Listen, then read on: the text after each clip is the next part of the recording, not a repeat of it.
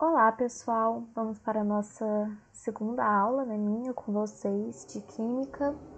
E agora o nosso conteúdo vai ser sobre soluções para encerrar bem esse aulão Enem, para dar aquela força para vocês. Trouxe primeiramente um resumão sobre soluções. Quando falamos em soluções, nós temos dois possíveis gráficos. Nós temos o gráfico de quando a solução é endotérmica e de quando ela é exotérmica. Quando ela é endotérmica, que é o mais comum de acontecer, que é esse, o nosso lado esquerdo, essa linha azul, quer dizer que, vamos fazer uma análise desse gráfico. A solubilidade aumenta de acordo com o aumento da temperatura. Então, quanto maior é minha temperatura, maior uma quantidade de soluto eu consigo colocar lá dentro. Por exemplo, um café. Se eu coloco 2 colheres de açúcar no meu café quente, ele vai ser todo dissolvido. Se eu coloco 2 colheres de açúcar no meu café frio, pode ser que ele não se dissolva tudo. E isso se explica por causa do aumento da temperatura. Quando a temperatura aumenta, essas moléculas elas vão ficar mais espaçadas, A molécula do nosso solvente, dando mais espaço para o soluto se juntar ali. E com menos frequência acontece essa curva do lado direito, que é a nossa curva exotérmica. E quanto maior a temperatura, menor essa solução vai ter, menor vai ser a solubilidade dessa solução. Então já seria um efeito contrário, não se sabe o porquê, mas algumas soluções têm essa característica. Você aumenta a temperatura e a solubilidade dele vai diminuir. Então, menor vai ser a quantidade de soluto que o nosso solvente, vai conseguir dissolver. E eu trouxe esses 6 pontinhos, A, B, C, D, E, F. O A e o D representam uma solução supersaturada. O que quer dizer isso? Quer dizer que eu tenho muito soluto pela quantidade de solvente. O meu solvente, apesar de conseguir dissolver aquilo ali tudo, é uma coisa instável. Se eu encostar, o meu soluto, ele vai para o fundo do meu pote, seja ele um copo ou o que for. Isso tanto na A quanto no nosso pontinho D. Nosso pontinho B e F representa uma solução saturada, que seria a quantidade ideal, vamos falar assim, de soluto para a quantidade de solvente. E isso nós vamos considerar o coeficiente de solubilidade, que sempre vai ser nossa referência. Já C e E representam soluções insaturadas, ou seja, tem pouco soluto para a quantidade de solvente. E eu trouxe a definição dos dois principais conceitos, que é a solução insaturada, que é o pontinho C e E. Percebam que ele está abaixo da curva, então abaixo da curva é insaturado, na curva saturado e sobre a curva supersaturado. E temos ainda a solução saturada com corpo de fundo, mas ela nunca entrará no gráfico.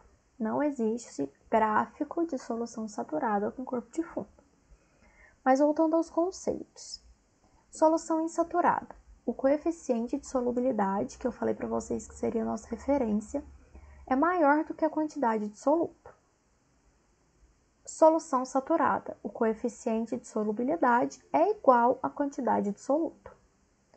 Então, por essas definições, vocês conseguem ter a definição de solução supersaturada, por exemplo, que o coeficiente de solubilidade é menor do que a quantidade de soluto. E depois de dar essa introduzida rápida para vocês, vamos fazer 3 exercícios que eu trouxe aqui pra gente dar uma treinada, e é mais ou menos assim que vai cair no Enem. No Enem cai muita coisa, de interpretação de gráfico. Então eu trouxe uma aqui, que tem essa interpretação, essa análise de figura, supondo que seja necessário dar um título para essa figura, a alternativa que melhor traduziria o processo representado seria: primeira coisa que a gente vai fazer, analisar a figura. No meu eixo Y, eu tenho concentração de álcool no sangue. Então, assume-se que uma pessoa ingeriu álcool, né? E ali, algumas pessoas, e ali a gente está fazendo alguma análise sobre o que acontece com esse álcool. No nosso eixo Y, nosso eixo X, perdão, nós temos o tempo em horas.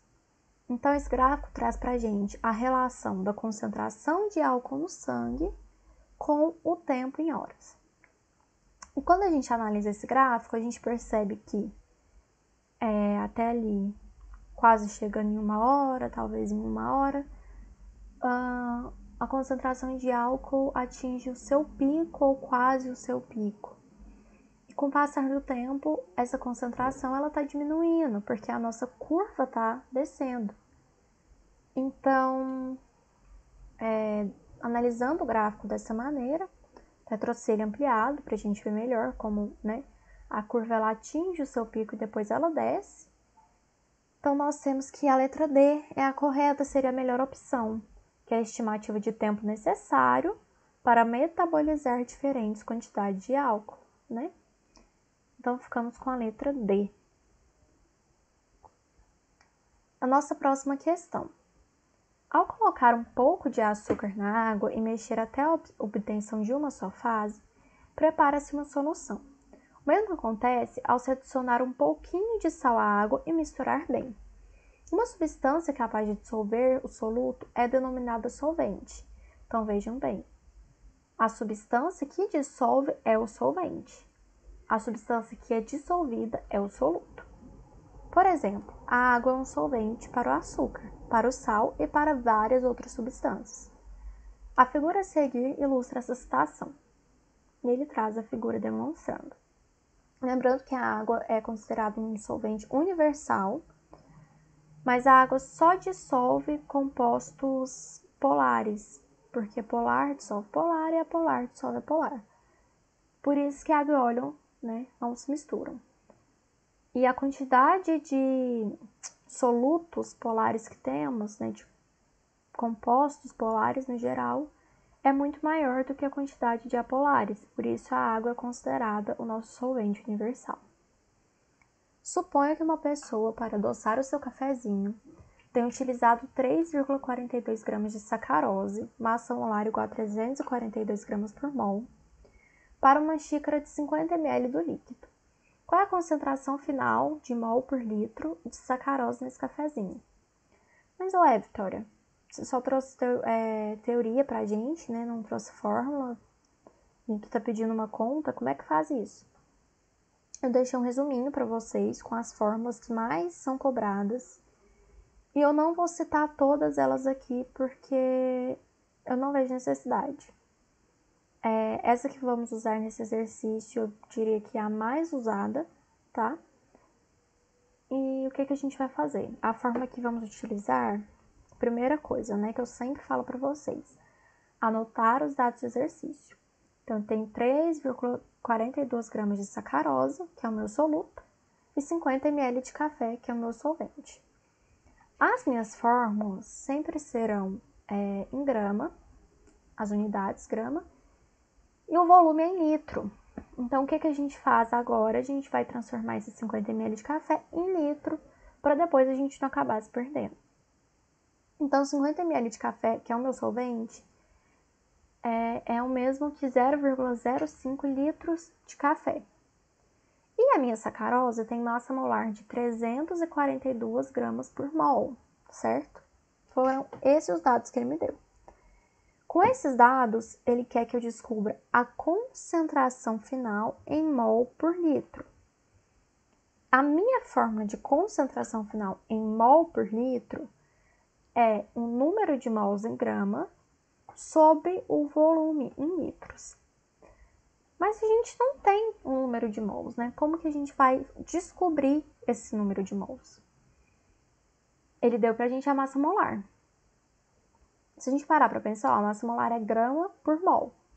Então, tem 342 gramas de sacarose para 1 mol de sacarose. Mas eu quero descobrir quantos mols eu tenho em 3,42 gramas de sacarose, que foi a medida que ele usou para adoçar o café. Então, eu faço uma regra de 3. 1 mol de sacarose está para 342 gramas, assim como x está para 3,42 gramas. Nosso x dá 0,01 mol de sacarose. Jogo na fórmula de concentração mol por litro. Fica número de mols, 0,01, sobre o volume em litros, 0,05, dando um resultado para a gente de 0,2 mol por litro, trazendo para a gente a letra B. Então, é muito importante não esquecer a transformação, não esquecer de usar o número de mols, não confundir com a massa molar, porque no resultado final vai fazer diferença. Se a gente não tivesse feito essa transformação, nosso resultado estaria nas alternativas. O resultado encontrado estaria nas alternativas. Mas seria a alternativa errada, né? Então é importante ficar atento a isso.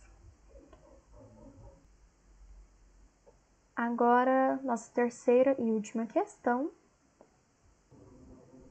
Essa questão também traz pra gente um pouquinho do conceito de ácido e base, que é muito comum cair no Enem, né? Essa mistura de conteúdos. Laboratórios de química geram como subprodutos substâncias ou misturas que, quando não têm mais utilidades nesses locais, são considerados resíduos químicos. Para o descarte na rede de esgoto, o resíduo deve ser neutro, livre de solventes inflamáveis e elementos tóxicos como PB, CR e HG. Uma possibilidade é fazer uma mistura de 2 resíduos para obter um material que apresente as características necessárias para o descarte. Considere que um laboratório dispõe de frascos de volumes iguais, cheios dos resíduos listados no quadro. Solução 1. Solução de H2CrO4, 0,1 mol por litro. Solução 2. Solução de NaOH, 0,2 mol por litro. Solução 3. Solução de HCl, 0,1 mol por litro. Solução 4. Solução de H2SO4, 0,1 mol por litro. Solução 5, solução de CH3COOH, 0,2 mol por litro. Solução 6, solução de NaHCO3, 0,1 mol por litro. Então, ele traz para a gente o composto e traz a concentração desse composto. E pergunta, qual a combinação de resíduos poderá ser descartada na rede de esgotos? Essa questão não tem jeito, tem que ser testada alternativa por alternativa.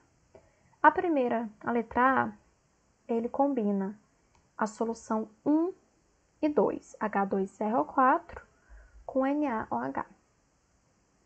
H2CrO4 está com a concentração de 0,1 mol por litro e NaOH está com concentração de 0,2 mol por litro. Então, eu vou fazer balancear uma equação, né? Vamos fazer uma reação aí de ácido e base. H2CrO4 mais 2NaOH, né? Já depois de balanceado. Dá pra gente, aí era pra ser uma setinha de representante que depois vai ser o produto, né? Reagente depois produto. Mas eu escrevi errado, me perdoem, vou arrumar quando for mandar a resolução. Mas 1H2CrO4 mais 2N2 mais 2NaOH, formando 2H2O mais 1Na2CrO4. Então, a gente tem nossos reagentes e temos os nossos produtos. O nosso produto, ele contém um sal que contém Cr.